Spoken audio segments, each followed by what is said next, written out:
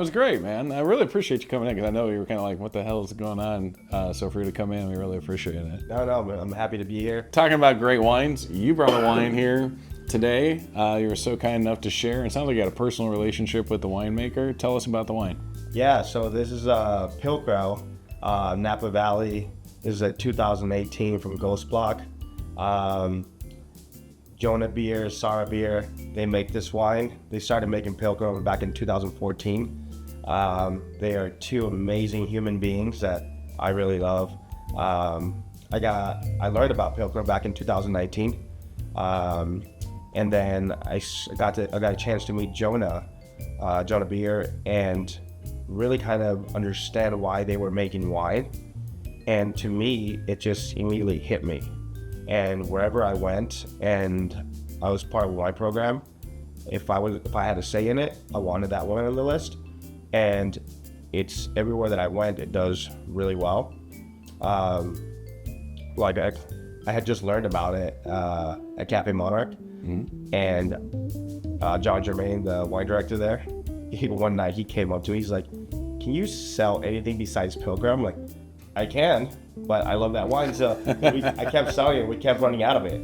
It got to a point, he's like, "There's no more in the state." He's just like, "You sold it all."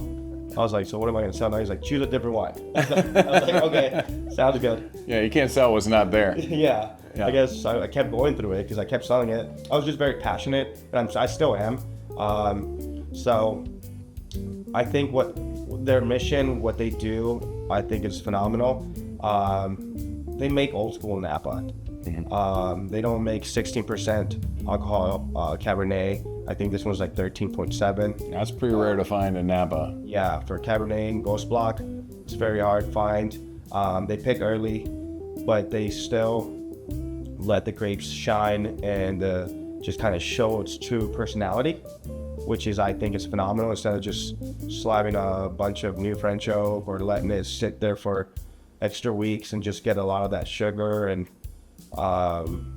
to me, it's like some producers try to make a lot of wine taste the same, but this is bottling to me, and what they do just lets the terroir, the grapes, kind of just shine and to tell their story of that year. They do, like I said, they do pick early, so they still have that freshness, that acidity that you can still have and you need for food, but you still have your bigger, bolder Cabernet that you want from Napa, and to me, it has a lot of complexity. But those are two great people that I really love, and I really love what they do. They don't add a bunch of the French oak. It's only like 25% new French oak. Oh wow! Okay. So they're really letting the grapes be the grapes. Yeah, you're letting the purity of the juice kind of speak. And it's only 22 months, but they really put a lot of love into the bottling, which is kind of rare to find. Awesome. Well, I'm eager to try this. So, it's my first time to try it. I really love Ghost Block. It's one of my favorite regions in Napa. There's some great wines from there. Like you said, usually big alcohol, high alcohol levels. So this is going to be something I've probably never tried, so I'm excited to try it. I guess you're selling another bottle, right? So tell me about the nose on this one. So, This smells wonderful. Smells wonderful. Boy, it's got a dark color for being picked early and being fresh. It still has that Napa darkness to it. Yeah, you still have that power coming through, but there's still freshness in the background, and the complexity just on the nose for me. You get all these like black fruits, like blackberry. You get that black cherry on there, and what I love is you still get that red fruit right behind it. But there's a pinch of savoriness that just kind of rounds off the whole bouquet, which is phenomenal. You're able to get all that in one glass. Is still great. Yeah, it was like fruit, and I'm a little surprised by there's still that dried herb, kind of a greeniness to it almost, and then almost get like a little tomato leaf almost on that too. Yeah, so let's give it a taste.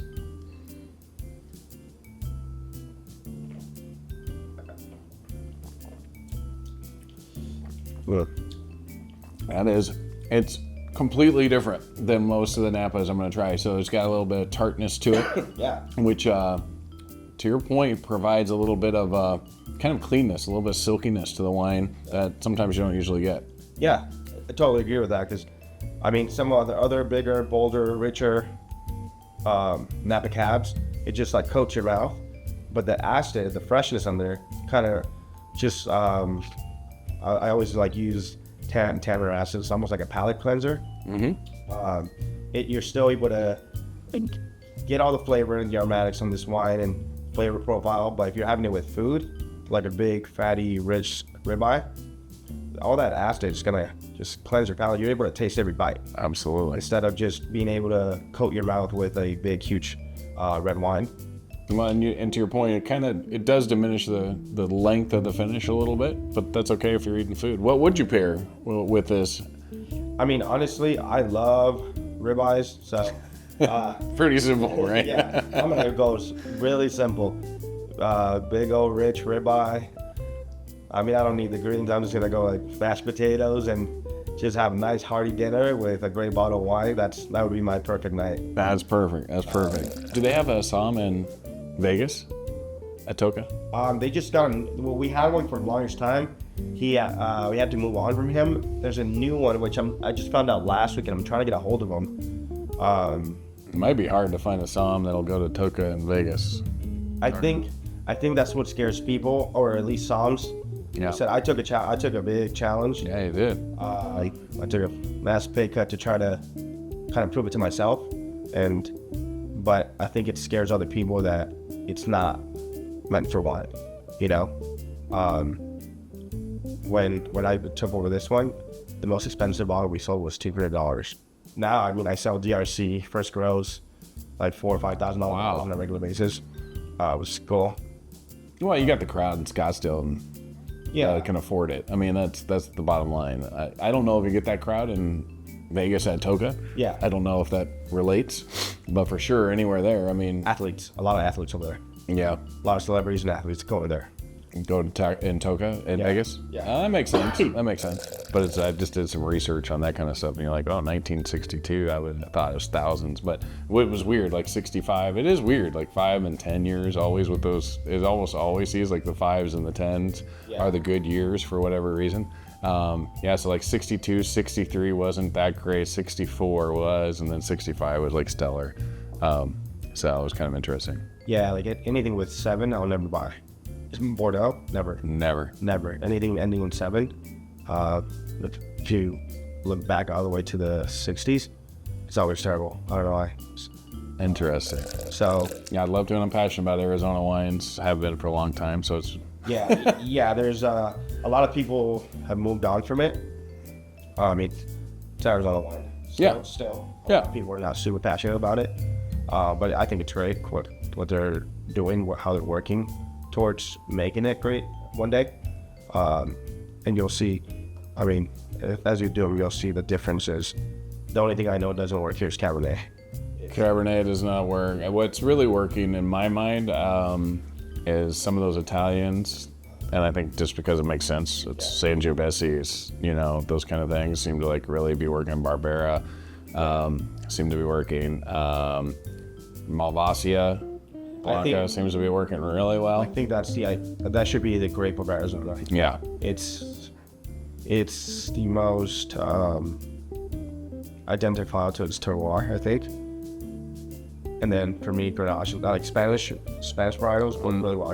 Another, Tempranillo, I agree. So another hot environment. So if you look at the center of Spain, super hot, desert-like arid. What do we have here? But it's cold at night. It's the same thing that we have here. Yeah. That's opening up really nicely.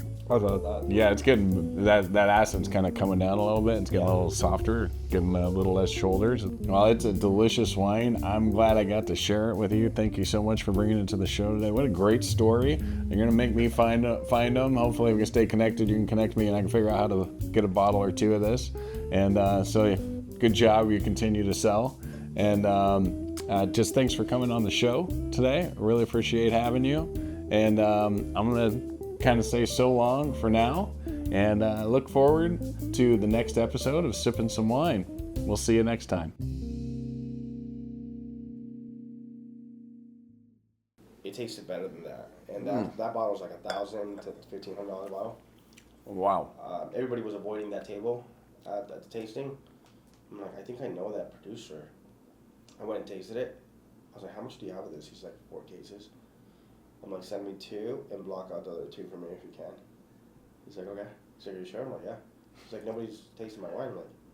I'm like, I tasted it. I was like, this is, for 2002, it tasted like it was current vintage. Oh my gosh. But it was so much earth, so much savoriness.